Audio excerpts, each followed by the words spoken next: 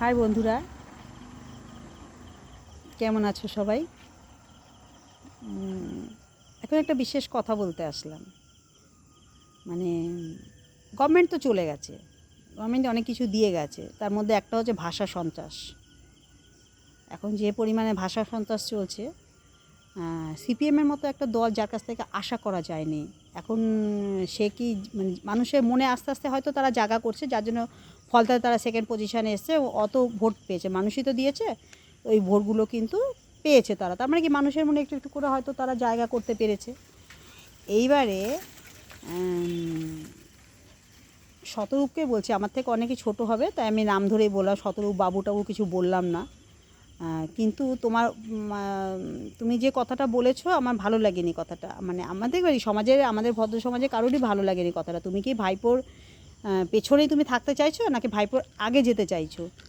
এই যে বাবা টাবা তুলে, এগুলো তো তৃণমূলের ওই সমস্ত ভাষা। আমি তো কোনোদিনও সিপিএমের লোকে 2011 সালে আগে আমি রাজনীতির সঙ্গে কিছুটা হলেও যুক্ত ছিলাম বা দেখেছি, কিন্তু এরকম ভাষা সন্ত্রাস আমি কিন্তু দেখিনি সিপিএমের লোকেদের মুখে। মানে তারা, এবং সিপিএমে যত ছেলেপেলে থাকে তারা কিন্তু প্রকৃতই শিক্ষিত, তারা কিন্তু ওই জাল সার্টিফিকেট নিয়ে বা করে তারা কিন্তু ওইভাবে তারা কেউ আসেনি।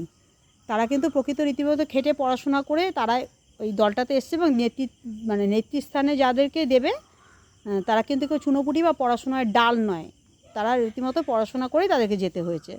এবং এখনও বর্তমানে ওই ব্যাপারটাই রয়ে গেছে, ট্র্যাডিশানটা এখনও রয়েছে। কিন্তু মুখের ভাষাটা, যেটা কি তোমাদের কি ভাইরাসের মতন এটা লেগে গেল যে নাকি ভাইপোর জায়গাটা তোমরা পূরণ করতে চাইছো, যে এই বাবা তুলে যে কথাগুলো বললে এটা তো ছিল না। এত বয়োজ্যেষ্ঠ লোক, হয়তো তোমার দাদুর বয়সী হবেন উনি, তাকে তুমি এই ভাষায় তো কথা বললে, এটা তো মানা যায় না। সে বিজেপি হোক, বিজেপি করি বা যেই হোক, XY যে পার্টি হোক, যাই হোক, তুমি যে কথাটা বলেছো সেটা মানা যাচ্ছে না। এবং তোমার মুখ থেকে কথাটা আমরা কেউ ভাবতে পারি, কারণ তোমাকে সবসময় আমরা তো দেখি তো বিভিন্ন মিডিয়ার মধ্যে, তোমার কথাটা আমরা মানতে পারিনি। খুব খারাপ খারাপ লাগলো, সেম অন ইউ।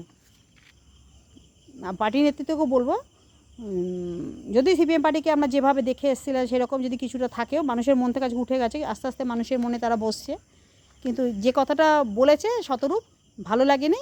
নিশ্চয়ই আপনারা ওকে বোঝাবেন এই ধরনের ভাষা যেন আর প্রয়োগ না করে। ভালো লাগেনি, শতরূপের মুখে এই কথাগুলো শুনতে ভালো লাগেনি। নমস্কার নেবেন, রাখছি।